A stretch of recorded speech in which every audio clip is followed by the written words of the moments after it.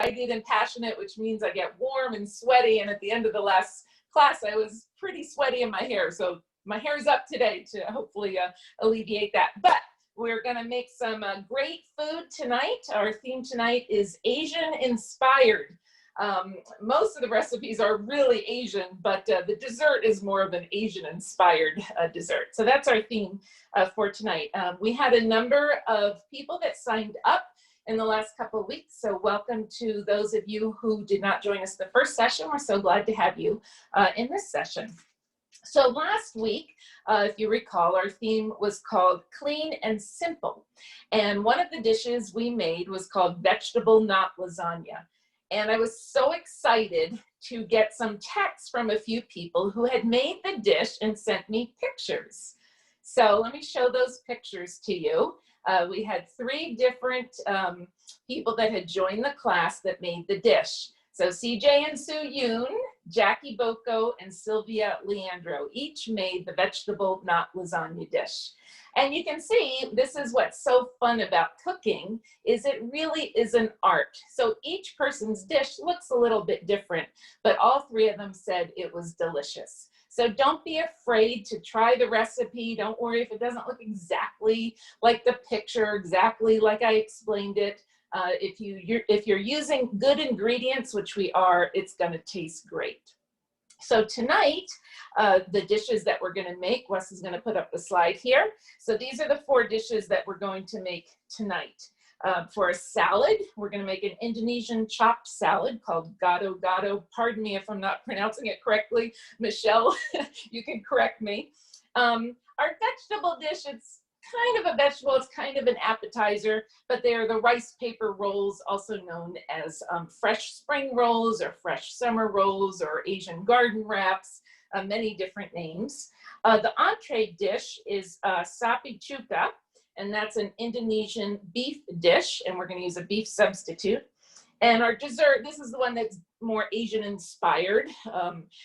More typical Asian dessert would use tapioca, but I'm going to show you a dessert using chia seeds. I've been using them recently and they're really interesting. So if you've never used them, it'll be fun to see how they react with liquid.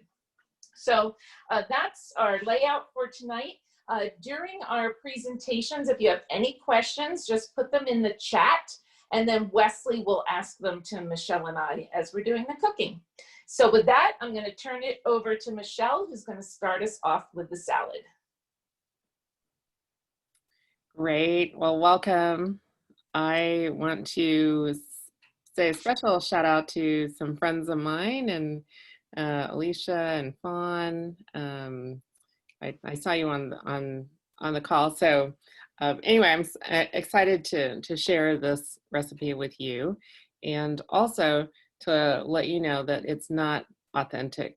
It's my own interpretation. So let me share my screen. Now, as many of you know, my mother grew up in Indonesia, and so we grew up eating some of her favorites, things that she prepared as she remembered them. And, you know, you couldn't get a lot of the authentic ingredients. So she made do with what she had. So some things that we grew up eating are not, if you go to Indonesia and you eat the real Gado-Gado, it's very different. But this is a fun recipe nonetheless. So I wanted to share it with you, and it kind of ties in with Lisa's dish too. So let's get started. So this is an Indonesian chopped salad, and it's called Gado-Gado. I have no idea why. I should have researched this, but I don't know. So anyway, let's get started. Here are the ingredients. So this is the ingredients for the dressing. So we're going to make the dressing, and then we'll make the salad. And this recipe makes a lot of the dressing. So here I have a cup of chopped onions, and it doesn't matter, you can use onions, green onions, red onions, mix it up, shallots, 2 cloves of garlic minced, a tablespoon of chopped ginger, about a thumb size knob of ginger, a tablespoon of oil, a 16-ounce jar of natural peanut butter, a 13.5-ounce can of full-fat coconut milk, 1.5 cups of sweet chili sauce, and that can be, of your choice, a half cup of lime juice, a quarter cup of soy sauce. Those of you who are cutting down on soy, you can also use Bragg's liquid aminos. And then the seasoning, we need 2 teaspoons of ground coriander, a teaspoon of kaffir lime leaf powder, or if you happen to have access to the kaffir lime leaves, that gives it that extra little bit of, there's a certain acidity and citrus flavor that the kaffir lime imparts. You can do without it, but it just gives it that just a little bit of an extra note. And then a teaspoon of 5-spice powder. This is something you can find in an Asian store, or you can find Whole Foods, I think, also has it. You can buy it on Amazon. But 5-spice powder has a kind of an anise flavor, but it's used a lot in Chinese, Asian cooking, and it just gives it this extra flavor. So you can get away with making the sauce without the kaffir lime and without the 5-spice. But the kaffir lime and the 5-spice just add that extra dimension. And so anyway, once you get all the ingredients together, it's really easy to make. All right, so chop, chop, chop. You heat a tablespoon of oil in a nonstick pan. This is a pan that I just got. I sound like a QVC saleswoman, but I love it. It's a nonstick. I got it on Amazon. And nothing sticks to this pan, so it's really great. So it's a tablespoon of oil, and then you just throw in all the onions, the garlic, the ginger, and you just saute it. As it starts to kind of caramelize, then you add the peanut butter. Now, this does not look attractive. And when I was a kid, I used to make fun of my mother and like, why are you making this? But just shut your mind off. It's peanut butter and it's going to be delicious. So once you have the peanut butter and the onions kind of mixed together, then you can add the coconut milk. Then you add the sweet chili sauce, the lime sauce. This is just basically a dump business. Add your seasonings. I forgot to take a picture of the seasonings. So you add your seasonings, and then you're just stirring everything together, and it'll come together pretty quickly into this nice thick sauce. If you want it thinner, just add a little bit of water, but a thick sauce. If you want more heat, if you like things spicy, you can add some red pepper flakes or some sriracha sauce to, spike the heat. This sauce, the sweet chili sauce that I use, basically has almost no bite to it. So, and you will see here, it's a little bit kind of oily. It begins the coconut, the fat and coconut oil and the fats and the peanut butter begin to kind of separate it as you cook it down. And that's fine. That's actually not a bad thing. All right. So you're done with the sauce. Now, because you made a ton of it, this is a lot. This is enough sauce to fill that 1 jar of peanut butter plus a pretty good sized, Tupperware container. This may be more than you need for the family that you're serving. You can freeze it and reheat it later. It keeps in the fridge for probably, I would say, not more than a week in the fridge. So if you don't think you're going to use it up in a few days, then I would freeze most of what you're not going to use. All right, so again, pretty thick. And it's better the next day, honestly. So I tried this sauce. I made it a few days ago. I tried the sauce as I was cooking it, and I thought, oh, I don't know. I might need to adjust some of the seasonings. And so I just set it aside. And then the next day when I came back to it, I thought it tastes great. The flavors had really blended, melded together. So that is our Gado-Gado sauce. So let's make the salad. Now the salad is this dish is so forgiving. It's a great dish to serve at room temperature. And the Indonesians actually serve cooked vegetables. So they usually will cook cabbage, potatoes, carrots, green beans, the tofu, they'll have bean sprouts. So this tends to be, the Gado-Gado is usually like a cooked vegetable salad. And I suppose in that region of the world, cooking your vegetables is a safety thing as much as a taste thing. I'm kind of lazy, and I thought if you spend a lot of time just making the sauce, then the salad is just stuff I want to buy. It's just so easy to, just grab stuff off the shelf. So this is what I came up with. It's a great kind of raw food salad. So a 5-ounce box of mixed salad greens, a bag of broccoli slaw, or you can get a bag of coleslaw mix.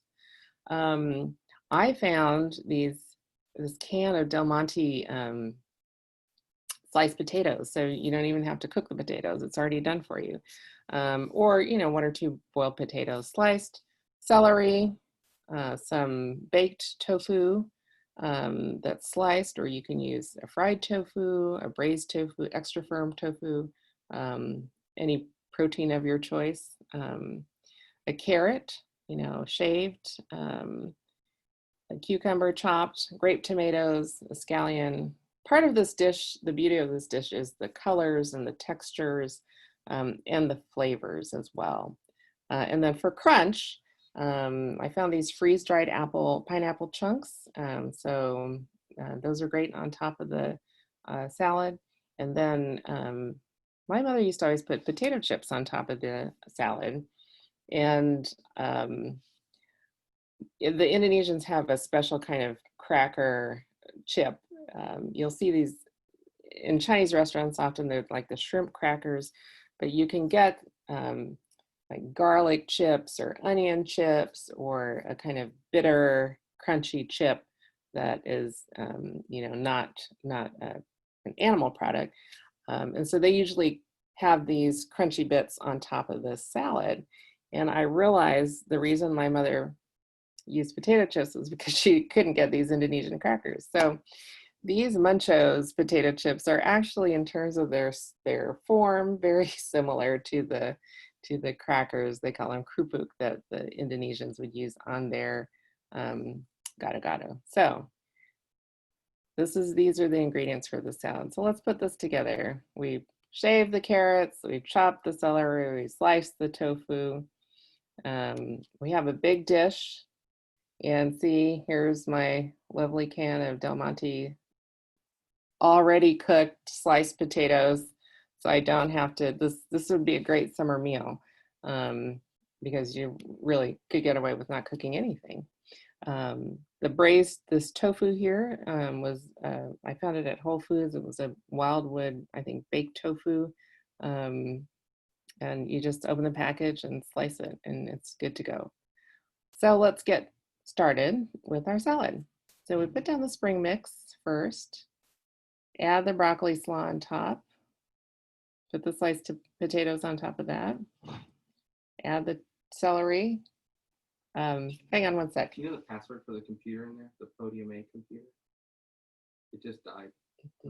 Yeah, because it wasn't plugged in. We moved it. So I plugged it back in, booted it back up on the. It might be just the OFRDC, or the password might be on the Podium. In the dongle? On the. Oh, okay. Let me go. Okay, yeah. Sorry about that. We've got a class going on, and so I needed to take care of that. So this is live. All right, so you add the chopped celery on top, shaved carrots. Part of this is just visual for adding color and texture. This is a lot of green and white beige colors. The sliced tofu on top, chopped cucumbers. I like put the tomatoes on top, and then scattered the scallions on top. Now, if you were serving this to your family, you're ready to go. What I would suggest is then you put the peanut sauce on top of the whole salad, you know, and then put the green onions on top and then the crunchy bits just before you serve it. But since I was preparing this a little ahead of time, I didn't want to, you know, like sort of compromise my whole salad I couldn't eat it all. So I just put the peanut sauce, the dressing in a side dish. And so here you can see what it would look like with the chips and the pineapple bits on top.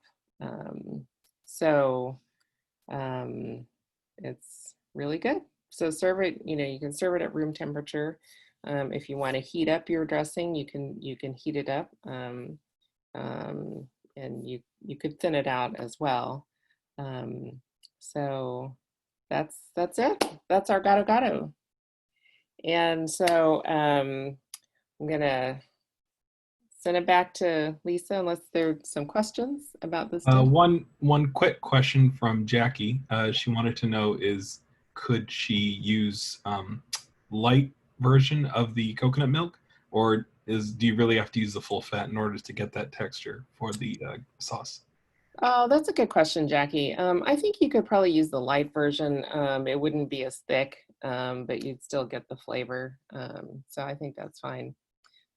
The salad part of this dish is very, very, you know, flexible. You can basically put whatever you love in a salad, you know, jicama, apples, radishes, sweet peppers, it's, you know, cooked green beans, snap peas, snow peas. There's just a lot of different ways that you could make this salad. Yeah.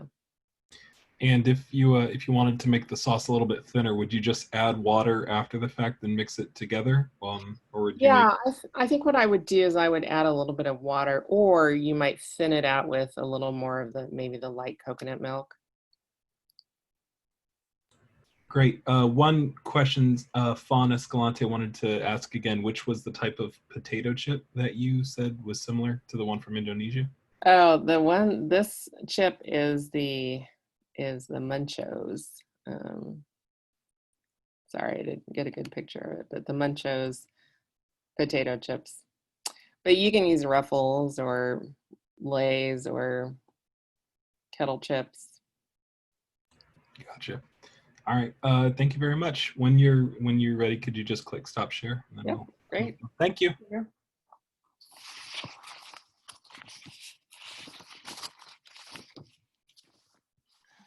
All right.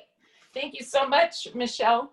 You know, putting the potato chips on that salad reminds me of a Brazilian salad. And at the end of the class, Sylvia can remind me the name of it because I can't remember. But it has potato sticks on top, which are kind of like potato chips, but in a little stick form. So that reminded me of that. So looking forward to making that salad, Michelle, and tasting that. Thank you. So the next dish I'm going to make is actually the dessert, because I want to show you how it can set so quickly. And so by the end of our show tonight, I will show you the dessert will be completely made. So this is called a chia pudding, and it literally has 3 ingredients to make the pudding, which is some type of plant-based milk. I usually use cashew milk or almond milk, but tonight I wanted to try coconut milk. And actually, Jackie, I'm using the light coconut milk because the regular one is pretty high in calories and fat. And I find when I cook with coconut milk that I don't see that much difference with light versus the full fat. So I'm going to use that. The second ingredient is chia seeds. And you can see here I have 2 colors of chia seeds, black and white. And honestly, there's no difference in nutrients. There's no difference in their properties and how they react with liquid. The only difference is color. So some people prefer the white. It just has a little more pleasing look to it than the black. So that's what I'm going to use tonight. And then the third ingredient is pure maple syrup. So it's important that you use pure maple syrup and not you know, like log cabin syrup, that type of syrup, because it'll be way too sweet. So pure maple syrup is not as sweet. So that's what we're going to use. Okay. And then when we're all done, you can put any fruit on top. So I'm going to put a different type of fruit, which I'll show you a little bit later. So I'm going to show you how easy this is, literally. I'm going to use a little plastic container that I can put in the refrigerator just so it can set up. And I'm going to open up the coconut milk here. And I'm going to use 1 cup of it. And again, you can use almond milk, cashew milk. It's fine either way. Okay, so that's the milk, which I promptly spilled. Just swipe that up. Okay, all right, then the chia seeds. So here we've got the white chia seeds. And I'm going to use 4 tablespoons. And these things have actually quite a bit of nutrient and protein. They are also caloric.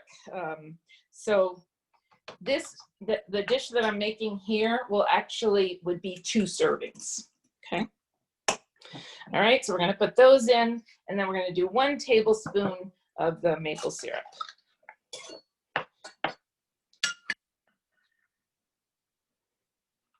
That will just give it a little sweetness.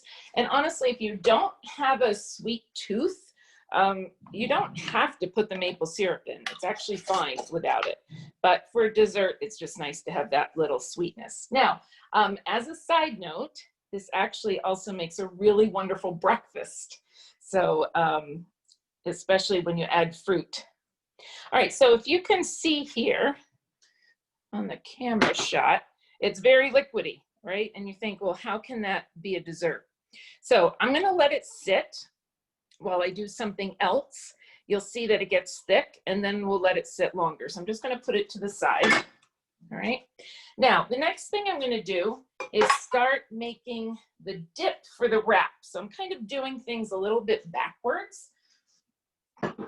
And the reason is because the wraps take a little longer, so I didn't want that segment to be too long.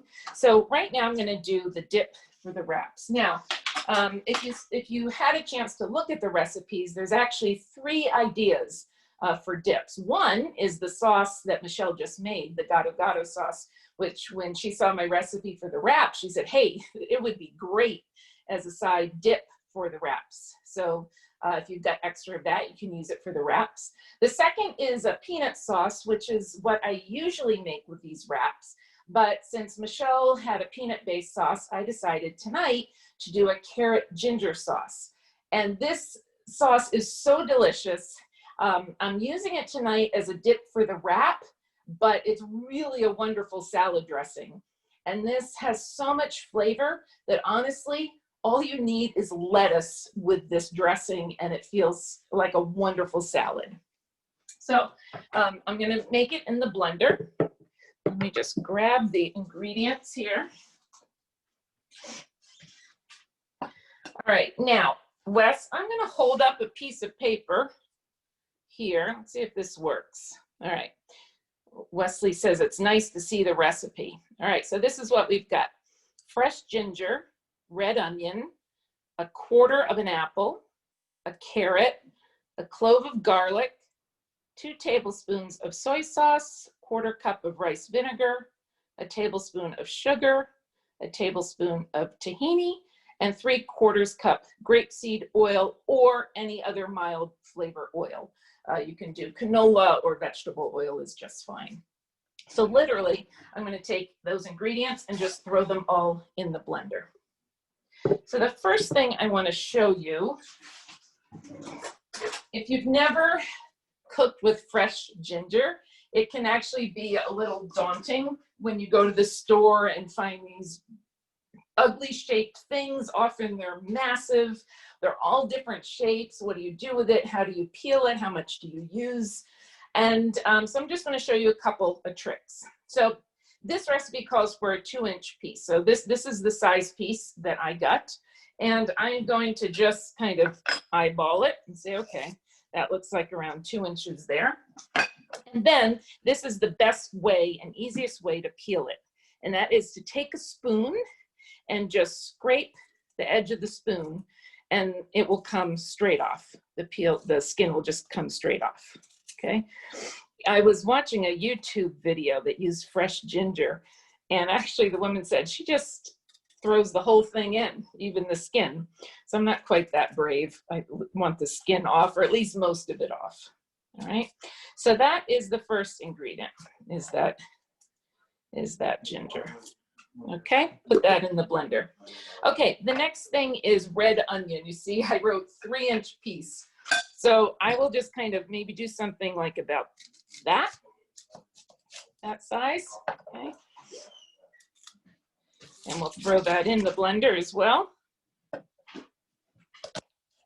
Just gonna cut it up a little bit here. All right, that's the onion. Okay, the next is the apple, which I've already washed. And I'm just gonna take 1/4 of an apple. So you don't want too much apple, because really all you're trying to do here is just add a little bit of sweetness into it, okay? And honestly, in the blender, I don't know if it's that big a deal if you leave the skin on, to be frank. I haven't tried it, so I'm just gonna quickly pull it off. All right, so that's the apple. And then we've got a carrot. So I've just got 1 carrot here. I'm just gonna cut it up into small pieces just so it blends a little more easily. All right, next we've got a clove of garlic. Remember last week I just showed you the little trick, just kind of press down with the heel of your hand and it will kind of break that skin off, and then it'll be very easy to peel. All right, that's all off. So I'm gonna stick that in there. All right, next we've got the liquids. So start with soy sauce. We're gonna do 2 tablespoons of soy sauce. And also, like same with what Michelle said, if you prefer not to use soy sauce, you can use Bragg's. You can also use light soy sauce if you prefer not to have so much salt. All right, so we're doing 2 tablespoons of this. All right, the next ingredient is the rice vinegar. We're gonna do 1/4 cup of rice vinegar. This is a very common ingredient in Asian recipes, especially salads. Okay, and then a tablespoon of sugar. And I'm just gonna use white sugar here. And that is needed to cut the harshness of the vinegar. And then a tablespoon of tahini. Now, I actually made my own tahini, which you do need a Vitamix to do that. So I'd seen a YouTube video on it. If Donna's on, she actually took a video of me doing it. It's pretty cool. You basically take the white sesame seeds. They have to be hulled. We learned the hard way. And you put them in the blender and you add some olive oil, and that's it. And here we go. It's all blended up and makes tahini. So that's what I'm going to use. Another substitute you can use is miso, which you can also find in health food store and Asian store. So either miso or tahini. And honestly, if you don't have either of those, because I know those are not common ingredients, I really think this dressing would be just fine if you just omitted that ingredient. And it will just taste, it'll still taste wonderful. Okay, so let me stick that in there. Those are all our flavor ingredients. And the last thing that we've got is the oil. Now, I have made this before with grapeseed oil, but I have run out. So I'm just using canola oil tonight. You don't want to use olive oil because it's got too much of a flavor of its own. And you really want the flavors of all these ingredients to come through. And then once this is all in the blender, I should also tell you that this original recipe, I've kind of modified it a little bit. The original recipe used a cup of oil, and so I just kind of pared it down a little bit. Okay, so that's everything. So now I'm going to turn my back to you and use the blender. And again, you don't need a Vitamix for this. Regular blender is just fine.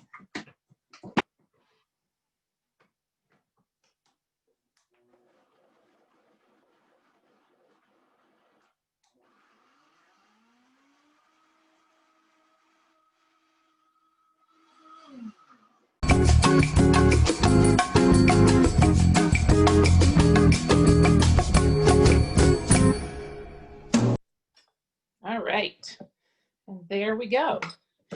And what's another thing, if you notice, there's actually some little chunks in here, and that's kind of what you want. You don't want to blend it so much that it's a puree. You want a little chunkiness to it, okay? All right, so that is our dressing, which we are going to use for the wraps. Now, I want to do one more pre-prep step for the wraps before I turn it back over to Michelle.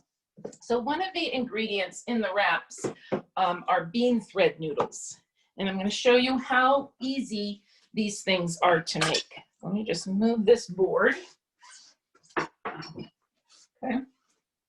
So I've got a pack here of bean thread noodles.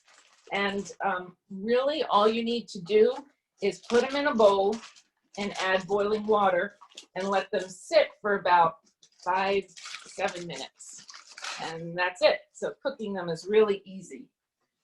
So while Michelle was doing her first segment, I boiled a big teapot of water. And I'm just gonna pour that in. Pour it all in. Just grab a fork. Just gonna make sure that they're submerged. Okay. So with that, I'm gonna turn it back over to Michelle. And when we come back, then all the ingredients will be ready for us to make the wraps. Well, that's great. Very fun. All right, let's see. Share my screen. So I have to tell you a story about the next dish that I'm going to make, which for some reason I cannot find. Hold on a sec.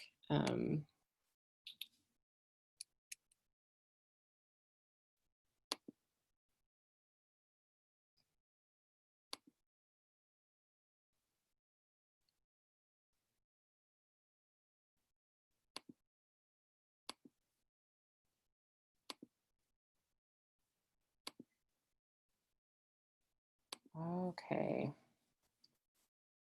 So I come from a family that enjoys eating. I've grown up around family time with just great memories around the dinner table. And here I am at probably about 3 years old on my first trip to Indonesia with my parents. You can see them very young here. My grandparents, my oma and my opa. And this was the round table that we had, that they had. It was a really cool table because there was the Lazy Susan built into the table. So you could sit and the food was all accessible to you wherever you sat. It was a really cool thing. We got our first microwave thanks to my grandparents. Here my brother and I are, demonstrating how you can cook a potato in a microwave. So all it's like really important fundamental learning lessons, but we love food. So in 1980, I think it was 1984, my brother and I spent a summer in Indonesia with our grandparents. And we went on a little getaway, and we went to this resort up in the mountains where it's nice and cool. And we sat down to dinner. And when we were sitting down to dinner, my aunt here and my grandmother started pulling out all these different containers of food that they had brought from home. And now I wasn't used to going to a restaurant and bringing your own food. So this was a little unusual to me, but, here's a Tupperware full of those chips that I was telling you about, So we ordered stuff from the restaurant, but then we had other stuff to supplement. And one of the things that my grandmother pulled out was a little Tupperware container here of some stuff. And I didn't know what it was. I said, well, what is this? And she said, oh, that's Sapi Cuka. Well, what's Sapi Cuka? Well, try it. And I tried it and I fell in love with it, and it was so delicious. And all of our family, I think this was a dish that my grandmother made up, my Oma made up. It's completely vegetarian, made from gluten, but it is so good. And so these are the cousins. We met in Bali last year, but every single one of these cousins love Sapi Cuka, and remember it. Now, the thing is that there are a few of the cousins who actually grew up in Indonesia with my grandparents, who really know what this tastes like. The rest of us that lived in the United States just have some distant memory of this dish. But I was just emailing with my cousins, one in Singapore and one in Australia, and we were reminiscing about this dish and how much we love it. So I'm really happy to share it with you all today. So it's a very easy dish. So the ingredients, again, for all the dishes that we're making tonight, you pretty much have the same thing: soy sauce, onions, garlic, vinegar. And then the spices: coriander, 5-spice. So you can use for your beef.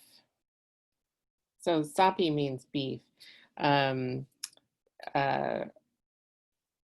so for your meat, you can use gluten, any kind of gluten that's kind of a plain flavor that doesn't have any other flavors attached to it. So I use this chai pao yu braised seitan tidbits that you can find on Amazon. I ordered them from Amazon, but you can find them at, an Asian store in many cases. Sometimes the Adventist book centers have them as well.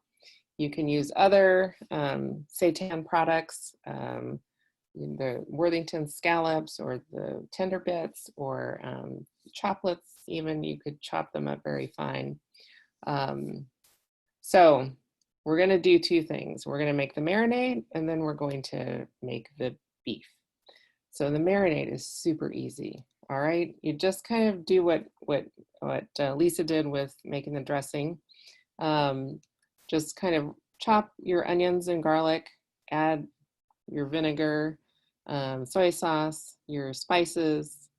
I'm sorry, I mistakenly put in the kaffir lime spice here. It should be the 5-spice. And I neglected to add that you should add some sugar. I tried to make it without the sugar, and it needs the sugar to kind of caramelize just a little bit. So I would say a couple tablespoons of sugar. You could use maple syrup or agave or honey. But anyway, I just put everything in a container and put it in the blender, or if you have an immersion blender, just whiz it up. Then drain and rinse the gluten, so you don't want any of the broth. The chai pao yu has a kind of strong broth or distinctive broth flavor, so I would rinse it and then pour your marinade over the gluten. And I would say let it sit for 30 minutes, or even better, make it, put it in the fridge, let it set overnight. So when you're ready to cook it, now heat up 2 tablespoons of oil, and you do need oil for this. The oilier, the better. That's part of its deliciousness. And then you add your onions or shallots.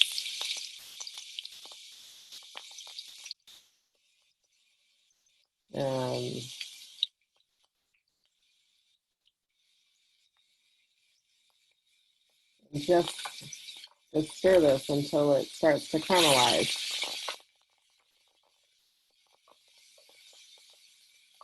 So it takes this part takes a little bit of time, so you've got to wait. And I would do this over kind of high heat.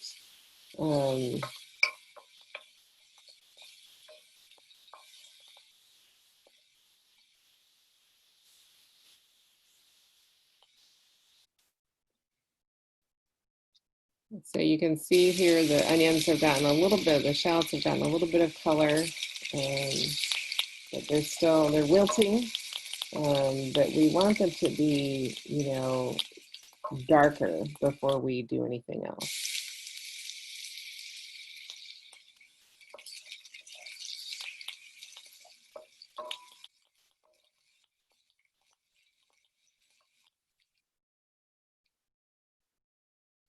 So here now you can see that they're beginning to brown. So at this point now you would sort of move the onions around so that they're not burning, but they're kind of turning golden.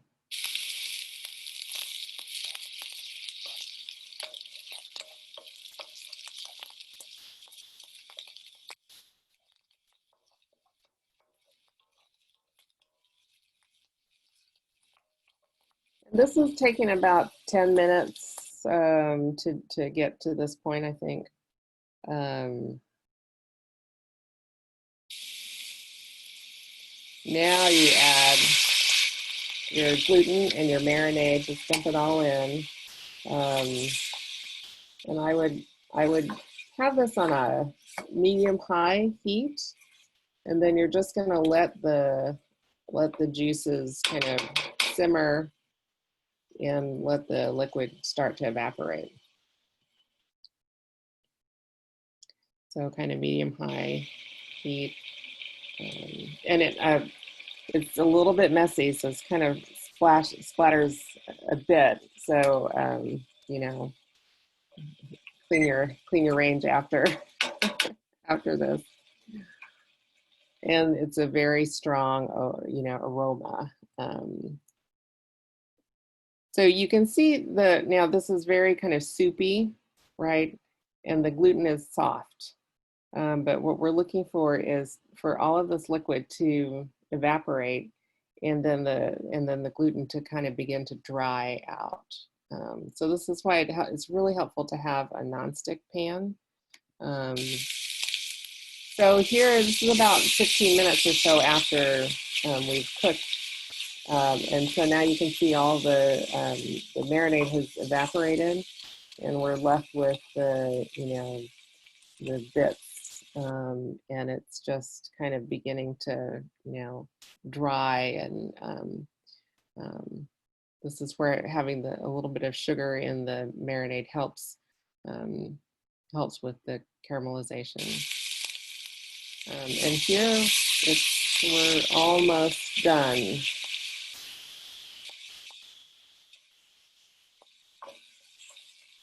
Can you smell it? I feel like I can smell it. So just keep stirring, you know, you can see now it's beginning to get barbecued, sort of barbecued. And I was thinking about it, it reminds me, for those of you who eat meat or have eaten meat, of barbecued burnt ends, but it's the like really nice, kind of nice and crusty. So here it's beginning to look, you know, much drier. So if you were to taste it, still kind of soft, but it's more, you know, it's beginning to have a little bit more of a chew to it. So the amount of time that it takes to get to this point kind of depends on the type of protein that you're using. So this gluten is very soft to begin with. You know, I think some of the other seitan products might not take as long. You can also use the textured vegetable protein, TVP. That also works. Rehydrate, you rehydrate the TVP and use this marinade. It again, the time depends on the protein, but you want to pay attention to it and not leave it, otherwise it will burn, and that's not so tasty. So this is another thing that is really great. It improves with age, and so you can make it today, and tomorrow it's actually going to taste a lot better. It's good right then, but it's even better the next day. So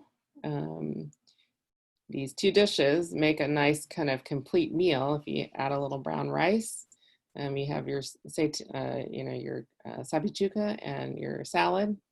I would say it's also very salty. So those of you who are more sensitive to salt, you can reduce the soy sauce. But you don't need a lot of the Sapi Cuka to get the flavor. You can take a bite with a lot of rice and a lot of the salad, and so then it's in your mouth. It's kind of a complete taste. And so I made that when was it, on Sunday, and here is my plate. I've been dying to tuck into this whole time. And so here's my... Michelle, click stop sharing so that we can see your screen larger. Okay. There we go. Yeah. So here's my dish. So it's held up pretty good.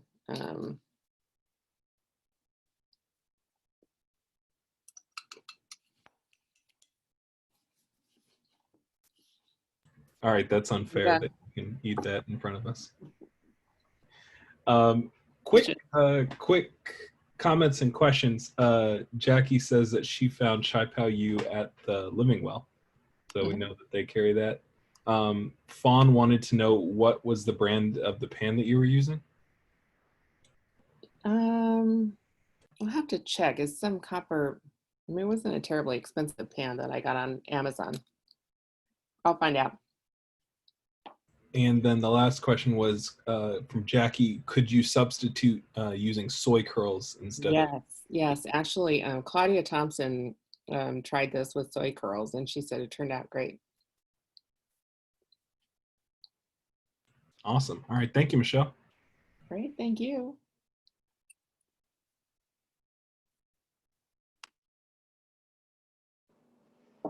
All right.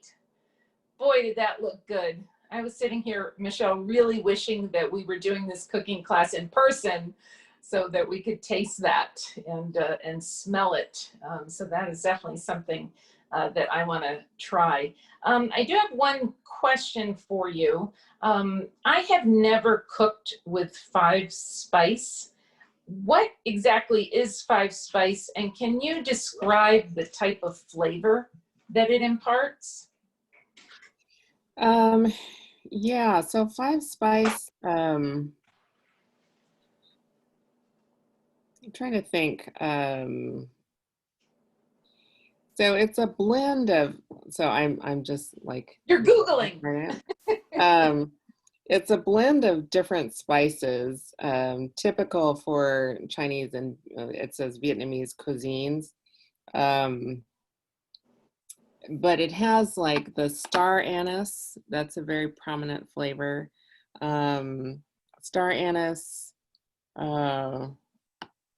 It may have some cinnamon, a little bit of cinnamon, some Sichuan pepper, some fennel. I'm going to butt in real quick. Jackie's holding it on the screen. I'm going to spotlight so you guys can see what it looks like. Oh, thank you, Jackie. Yeah. She's got it. She's on. There you go. Awesome. Just pass it through the screen. We'll take it from here. So I'll have to say, I have so many spices in my kitchen. I've got it on a wall behind me. There's another wall over there. I have a drawer here, but I do not have that one. So that's going to be on my list to get and try out. All right. So the last thing we're gonna make are these wraps. Now you'll see that this dish takes time, but it's just one of those, so it's a special dish. You're not gonna do this, you know, just here and there. It'll be for some type of special event or just a special evening with your friends or your family, because it takes a little time to put everything together, and you have to time it because you have to eat them pretty soon after you make them. You can't do these ahead of time. You can prep the ingredients ahead of time for sure, but the actual wrapping you need to do at the time. So I'm going to start by showing you how to prep the leaf ingredients, the green ingredients. So we'll start with the herbs. So I'll put this plate of herbs here so you can see it. And there's 3 herbs. We've got cilantro, basil, and mint. And honestly, the most important ingredient is the mint. It adds such a wonderful flavor. I don't generally cook with mint. I don't generally have mint. The first several times I made these rolls, I didn't include mint. I used cilantro and basil because that's what I was familiar with. That's what I generally had. But I always recalled when I would have them at a restaurant that there was a stronger flavor in there. And so a few times ago, I bought the mint, and Wesley and Mel both said, that's it. You know, that's a really key ingredient. So what I've got here, I've already washed and dried them. Now, if you remember from last week, I said you could use the stems, but in this case, you don't want to use the stems, just for, you know, the pleasantness of the experience of biting into the rolls and just having leaves. So I'm just going to pull some leaves off. I'm just doing enough for 2 rolls tonight. I'm doing 2 just in case I mess up on the first roll. The rolling is the tricky part. All right, so I'll just do a few more sprigs here. It's okay if you get the small stems like this, that's fine. You just don't want the main stalk in there.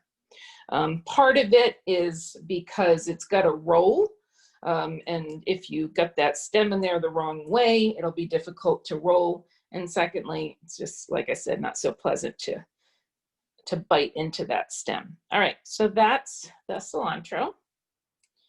Now we're going to do the basil. And again, you just want the leaves. This basil was interesting. It was like an entire stalk here. You just want the leaves. Now, let me share with you. One time I tried making these and I used Thai basil instead of traditional Italian basil. And I didn't like that flavor. That Thai basil has a very strong, unique flavor. And my personal preference was I preferred the regular basil. Okay. And then the last is the mint. So now again, the mint stems are kind of woody as well. So you want to kind of get rid of as many stems as you can. Just pull the leaves off. And you're just kind of making a little pile of herbs. And it just is a lot more pleasant experience. Sorry, my phone just went off. It's a lot more pleasant experience if you just do all of this ahead of time so that when you're ready to wrap, everything's ready to go. All right, so I think that should be enough for our 2 wraps that we're going to do. So let me put that one aside. Okay, the next thing is the lettuce. Now, it's important to use a soft leaf lettuce, like a red leaf or green leaf, or another one is Boston leaf. Romaine does not work for this. It needs to be soft enough, again, because we're rolling it. So you don't want the rib.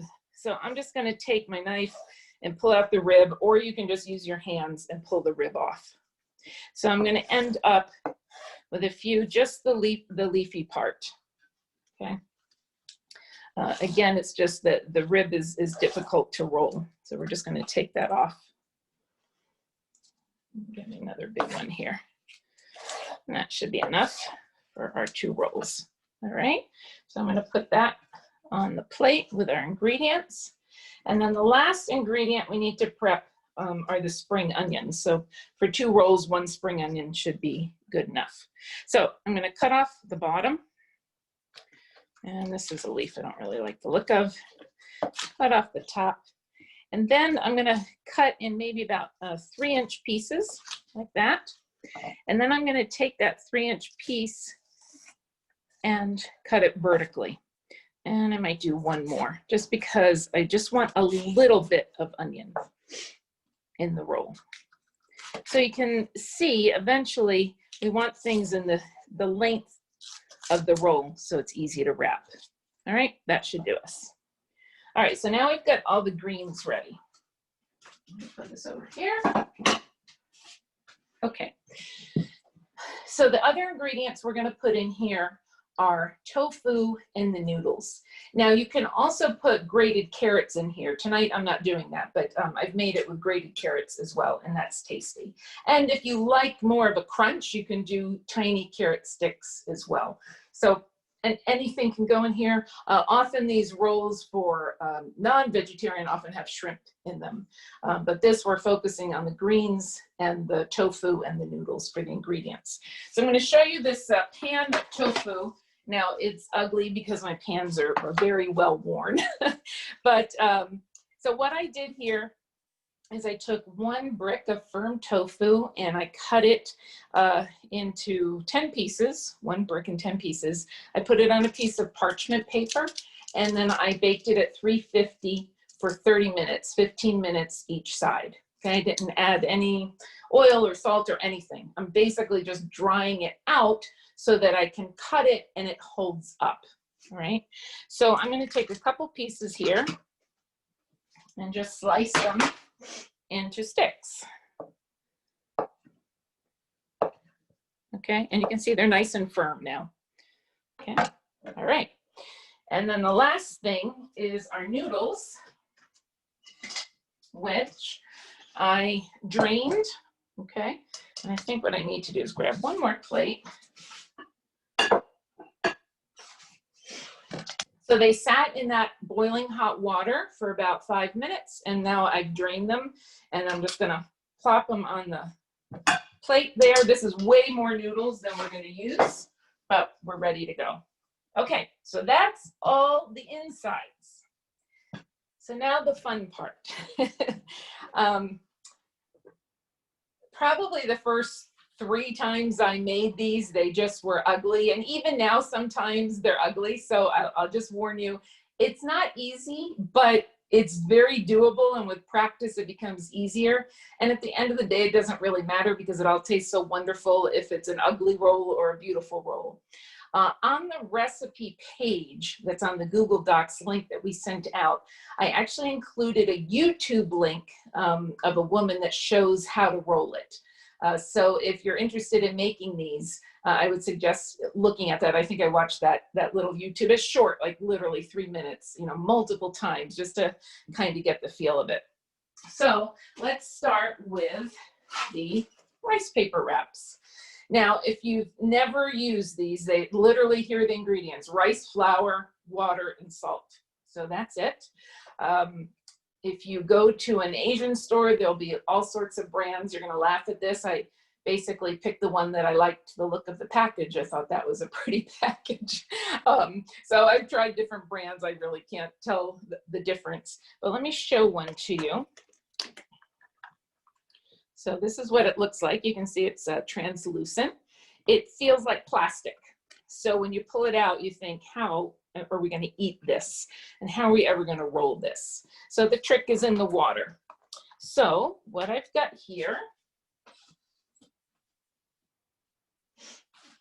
is a large bowl of lukewarm water. And before I start, I'm going to do one thing. I'm going to take the noodles and just kind of cut through them with a knife so that I can just kind of take a small handful of them. These noodles are really long, and so to manage them, I've just got to cut them up a little bit. Okay. All right, so no, those should be ready. Okay, here we go. So let me move this here so you can see. Okay, so I'm going to take this, I'm going to dip it in the water, maybe for about 15 seconds. When you pull it out, it will still feel plasticky, but it continues to soften over time, okay? So you don't want to leave it in so long that it's completely soft, or otherwise it will break apart, okay? So you can see it's still got some texture to it. So now I'm going to put it down on the board, and the first ingredient that I'm going to use is the lettuce. So that kind of acts as like the outside wrapper. Then I'm going to put in the tofu, and then a small handful of noodles. Actually, here we go, some noodles. And then our other ingredients are little spring onion, then some basil, some cilantro, and then what I think is the key ingredient, some mint. All right, so that's what we got. So the first part of the roll is to pull the bottom, so towards you, over once, like this. Don't worry if things pop out, you can just put them back in. Then the two sides will come in. And you can see how softer this thing has already gotten. And then you complete the roll. Okay? And there you go. Now, it's very important, as soon as you've completed the roll, to have a plate ready with moist paper towels. Stick it on top of a moist towel and then cover it with a moist towel. All right, so that's one. So let's try a second one. All right, you've got your water. Take the wrapper, let it sit in there for about 15 seconds.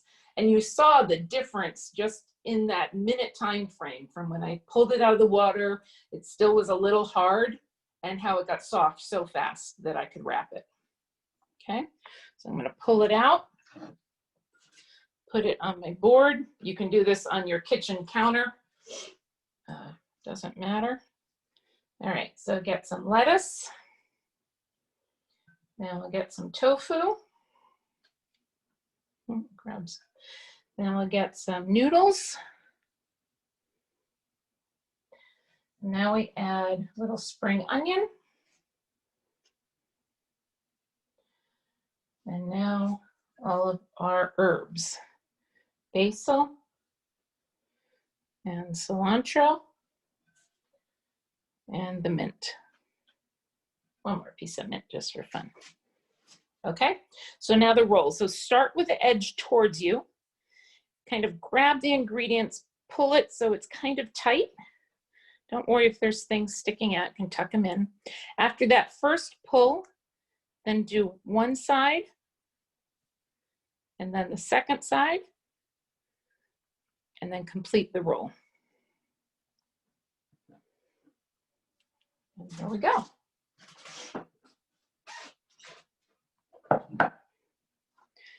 Now, the other trick, and I learned this the hard way, is, so there's 4 of us in my household, so usually I make 8.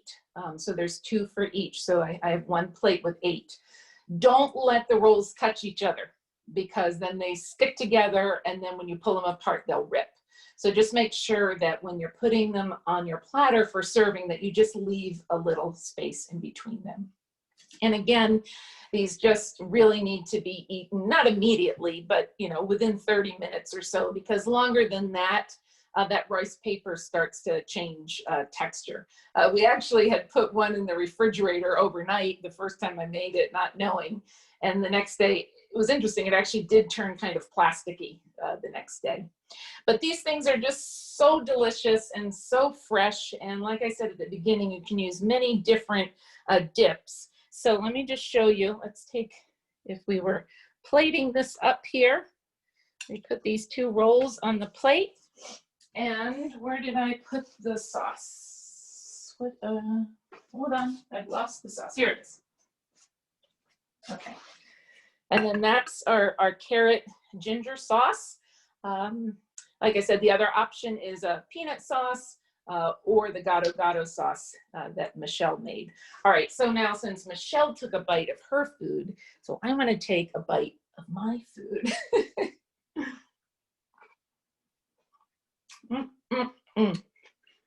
I just love those things. And it's so nice because it's all fresh ingredients. Sorry, I could have chewed a few more. It's all fresh ingredients, so it's so healthy. There's no frying as much as, you know, I like egg rolls and spring rolls. They're deep fried, these aren't. And they're not difficult to make. They obviously take some time because of all the prep and getting all the ingredients lined up. But you can see once all the ingredients are lined up, rolling is not, does not take too much time. So you could even, honestly, all these ingredients could even be made the day before and just put in containers or bags and then pull them out. And if you're having an event with some friends or family, you could all do the rolling together for a little fun. So that is the wraps. I'm gonna just walk over to my refrigerator for a sec because I put the chia pudding in there. I wanted to see if it's set up a little bit better. Yeah.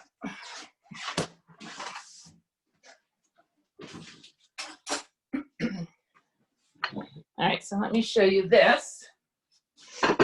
You remember when I first made it, it was all liquidy. So now you can see it's firming up.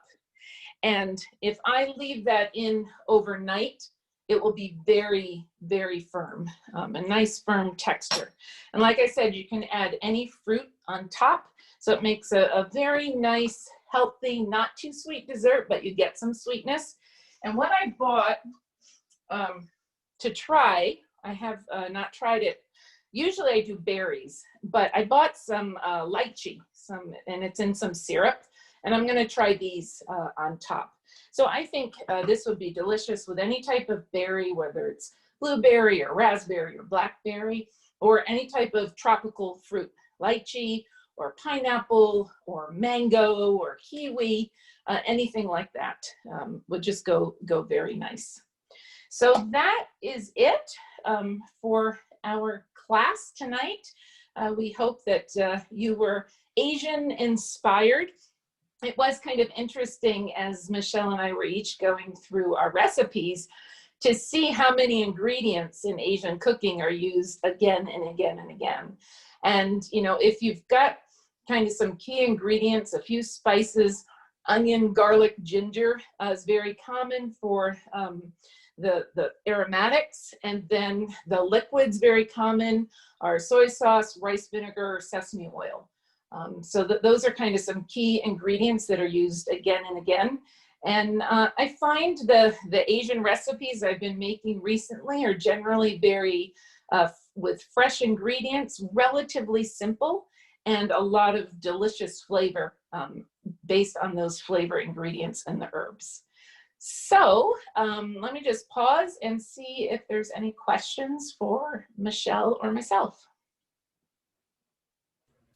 So far, I've not seen many questions on this other than great job, everything looked delicious. Donna just asked, have you used ginger paste instead of fresh ginger, and how does that work? I have not. I have seen it in the store that you can buy it in a jar, similar to how you can buy crushed garlic in a jar, but I haven't. I find that me personally, I just love the taste of ginger, and now that I'm not afraid of it, it's very easy to work with. And in fact, let me show you, let me get something out of my freezer to show you, which maybe will help also.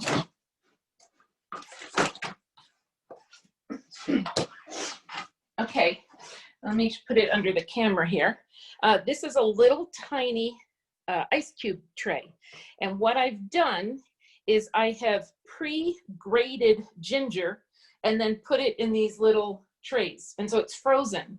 And so if I have any recipe that needs grated ginger, I can just pop these out and they're all ready to go. So I'll buy a big piece of ginger and grate it with this microplane, this guy, the microplane. Grate the whole thing, put it in these little cubes, freeze it, and then at any point in time, it's ready to go. So that's another option if you kind of want to avoid that prep time with gingers, to do it ahead of time, or as Donna suggested, you could buy the ginger paste. I haven't used it, so I'm not sure how it tastes. Jackie wanted to know where you got the silicone ice cube tray? This one I got on Amazon, and I will be happy to send you the link. What would we do without Amazon? All right. Well, All if right. that ends it for today, I'm gonna open it up so people can unmute themselves. And Mom, I'll take this spotlight off you. So Okay. you're gonna have to use your phone now if you wanna talk. Okay. All right, everyone, jump in, say hi. Hi, everybody. Boy, everything looks so good.